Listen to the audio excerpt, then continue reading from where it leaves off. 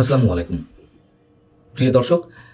খোদ সংসদে দাঁড়িয়ে সরকারি দলের সংসদ সদস্য মোহাম্মদ আখতারুজ্জামান জুলাই চেতনাকে ঘিরে যে গুরুতর অভিযোগ উত্থাপন করলেন তাকে আমরা একেবারে হালকাভাবে উড়িয়ে দেব। তিনি বলছেন যে অনেকেই রিকশায় চড়তেন, এখন প্রাডো গাড়িতে চড়েন আর জুলাই চেতনা বিক্রি করেন। আমরা স্বাধীনতাকে জুলাই দিয়ে মুছতে চাই না। একই সঙ্গে দুটি গুরুতর অভিযোগ। তিনি আরো কি বলছেন আরেকটু ছোট করে বলি। তিনি বলছেন, আমি একটা অনুরোধ করব, আমি যে গাড়িতে চড়তাম সেই গাড়িটির নির্বাচনের সময় অবস্থা খুব খারাপ হয়ে গেছে, আমি এখনো সেই গাড়িতেই চড়ি। যারা এই জুলাই চেতনা বিক্রি করেন, আমি অনুরোধ করব ওনারা আগে কিসে চড়তেন, এখন কিসে চড়েন, কোন বাসায় থাকেন।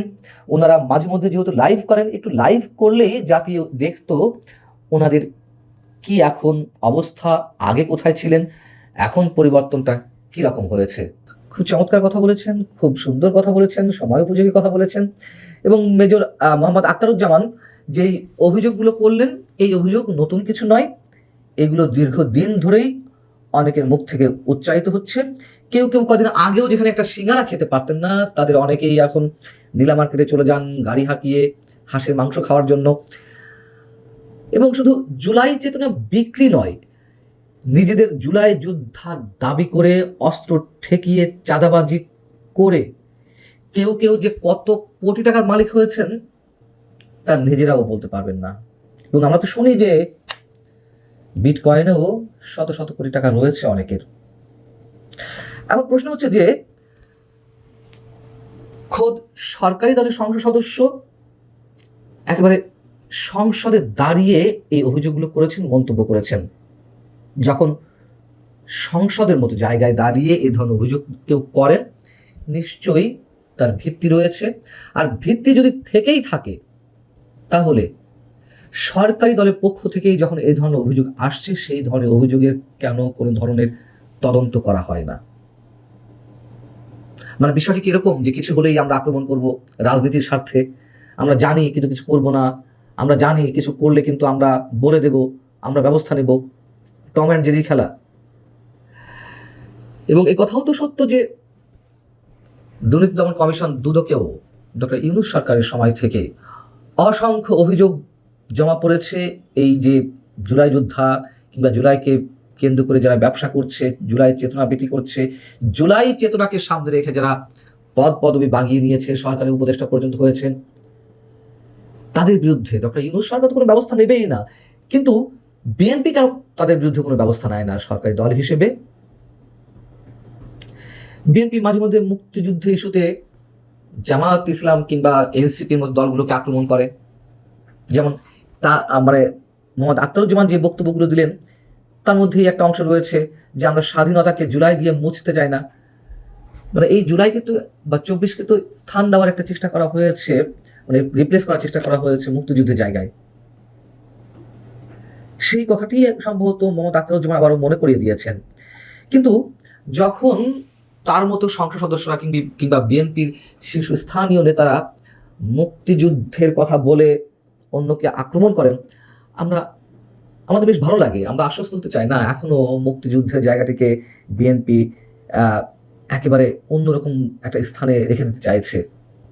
কিন্তু যখন দেখি মুক্তিযুদ্ধের বড় বড় বুলি আউড়িয়ে যুদ্ধাপরাধীদের প্রসঙ্গে, মানে যারা এর মধ্যে দণ্ডপ্রাপ্ত হয়েছেন, যাদের মৃত্যু হয়েছে, তাদের বিষয়ে শোক প্রস্তাব আসে, তখন বিএনপি মিলেমিশে একাকার হয়ে যায়, সেই শোক গ্রহণ করে। যখন আমরা দেখি যে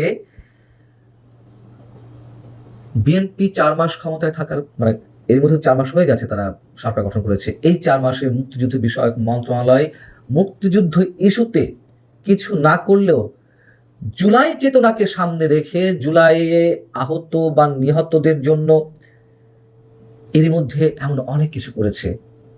অথচ ডক্টর ইউনূসের জঙ্গি শাসনের সময় যেভাবে মুক্তিযুদ্ধের অসংখ্য স্মৃতি নিদর্শন ধ্বংস করে দেওয়া হয়েছে, গুড়িয়ে দেওয়া হয়েছে, দুমড়ে মুচড়ে দেওয়া হয়েছে বুলডোজার দিয়ে, সেগুলো সংস্কারের কোনো উদ্যোগ থাকে না। যখন 24 আর 71কে তারা সজ্ঞান হোক অবচেতনভাবে হোক এক কাতারে ফেলে, তখন আমাদের সামনে অনেক বড় প্রশ্ন উঠে আসে।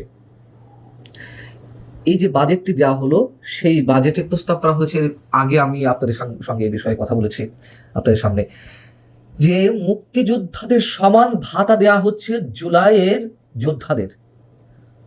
কোথায় নামানো হচ্ছে ৭১কে, আমাদের মহান মুক্তিযুদ্ধকে? কিন্তু আবার সুযোগ বুঝে তারা জুলাই আর মুক্তিযুদ্ধকে আলাদা করার চেষ্টা করেন, মুক্তিযুদ্ধকে একেবারে সবার উপরে স্থান দেওয়ার চেষ্টা করেন। যখন তারা এগুলো করেন তখন আমাদের কাছে স্রেফ এগুলোকে রাজনীতি বলেই মনে হয়। মানে একটা পাতনের খেলা, আমরা তোমাদের বিরোধিতা করব, তোমরা আমাদের বিরোধিতা করবা, মাঝে মাঝে এগুলো শো অফ, আর কিছু না। আমাদের ভাবতে কষ্ট হয় যে আজকে যিনি প্রধানমন্ত্রী, সেই প্রধানমন্ত্রীর বাবা নিজে একজন সেক্টর কমান্ডার ছিলেন, জেড ফোর্সের অধিনায়ক ছিলেন। তাকে তো বিএনপি দাবি করে স্বাধীনতার ঘোষক, অথচ সেই দলের পক্ষ থেকে যখন মুক্তিযুদ্ধকে কার্যকরভাবে জুলাইয়ের সমপর্যায়ে নামিয়ে আনা হয়, অথবা জুলাইকে মুক্তিযুদ্ধের পর্যায়ে নিয়ে যাওয়া হয়, তখন অবশ্যই অনেক ধরনের প্রশ্ন আমাদের সামনে আসে। এবং যেসব কথা বড় বড় বলি আওড়ানো হয় মুক্তিযুদ্ধকে নিয়ে, স্রেফ এগুলো আমাদের কাছে নাটক মনে হয়, আর কিছু না। যখন খোদ সংসদে দাঁড়িয়ে জুলাইয়ের চেতনা বিক্রি করে যারা কোটি কোটি টাকা মালিক হচ্ছে, প্রাড় গাড়ি হাঁকাচ্ছে, কেন সেসব বিষয়ে তদন্ত হবে না? ভালো থাকুন সবাই, আল্লাহ হাফিজ।